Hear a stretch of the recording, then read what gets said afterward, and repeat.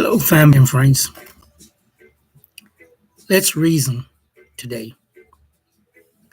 Too often we see flashy headlines, videos, and viral clips claiming Africa is doing something. That sounds too good to be true. The latest is a video floating around that Burkina Faso built its own airplane. Let's be clear, that story is false. It didn't happen. And every time we spread these lies, it doesn't fit, it doesn't lift up Africa, it drags it down. Recently, excuse me, before I get into this, if you want to hear the real truth, but no sugarcoating, I'm not seeking clicks. I'm not seeking for my videos to go viral. I'm here to spread the truth and to let you know as it is, with no sugar. So if that's what you're all about, please like, share, and subscribe to the video. Recently, an AI generated video claiming Burkina Faso built a jet from scratch. No credible news, no official statements, no proof, just hype. Burkina Faso did not achieve something like this really. What Burkina Faso did, it relaunched its Air Burkina with a fully owned Embraer jet. That's an actual milestone. Burkina Airline was dormant for several years. But the plague faint stories distract from the real progress and make the country look foolish.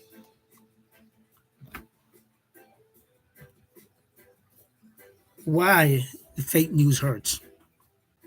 When you hype up a lie and they get exposed, outsiders laughed at us. They say, see, Africa aren't real. They're disillusional. That's the effect. They dismissed all our achievement. It's a psychological warfare. Flood the internet with half truths that when Africa makes genuine news, whether it's in energy, independency, gold reparations, or military sovereignty, people doubt it.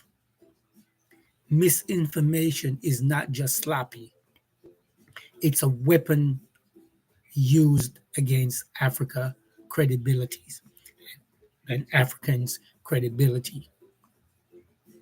And I can't emphasize that more. Some podcasters and influencers chasing view instead of the truth. They don't fact check, they recycle hype, and that laziness disrespect their audience. I say this straight. If you carry Pan Africanism on your lips, but you lies in your contents, you are working against the struggle, not for it. Again, like I said, if you are spreading false information or half truth, you are working against Africa. And that's the way it is. We don't need fairy tales to build Africa future. The truth is powerful enough.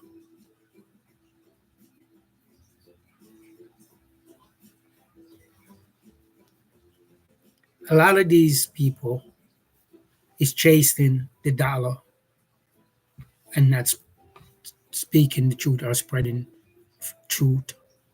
They're spreading half truth information. Let's now address the tough question. Some of these channels being paid to spread false information, and that's a fact. The answer sometimes it is sometimes true and sometimes false. The slappy one, many podcasters are just chasing clicks.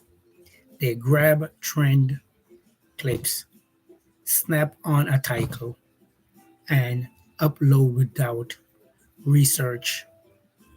The algorithm pays them in views and ad revenue. They're not paid agent. They are just reckless and greedy. The plant ones. Others are part of something deeper. Foreign agencies, NGOs, or even African oppositions group can push false narratives through certain influencer. That's why you see coordinated campaigns, multiple channels pushing the same false information. Now, how do we tell the difference, my brothers and sisters? Before I get into how do we tell the difference, I'm going to ask you, please, like and share this video so we can spread the word, so we can differentiate between false information and the truth. Help me to build this channel so this channel will become a positive, truth telling channel for all Africans in Africa and in diaspora. How do you tell if they're fake? Look at their consistency. Do they count themselves? Do they correct themselves when they're wrong? Honest but sloppy voices usually admit mistakes. Paid voice don't or they ignore corrections. Watch these sources. If they never cite Africans' credibility, journalism, or direct evidence, and only recycle WhatsApp clips, that's a red flag. Notice their timing. If they're breaking news, always lined up with smear campaign against African leaders. You're not just looking at a lazy podcaster that's coordinated. Follow the money trail. Slappy channels chased ad dollars. Planted channels often don't care about monetizations. They care about influencing its audience. If a channel is always published but not clearly funded, ask who is bankrolling them. As listeners, we must check our source. Don't just share everything on WhatsApp or forward or TikTok clips. As creative, we must protect our credibility, our voices. Once trust is lost, the momentum is weakened. We need to highlight real stories. Burkina Faso owning an airline jet, Niger kicking out exploration exploitations deals.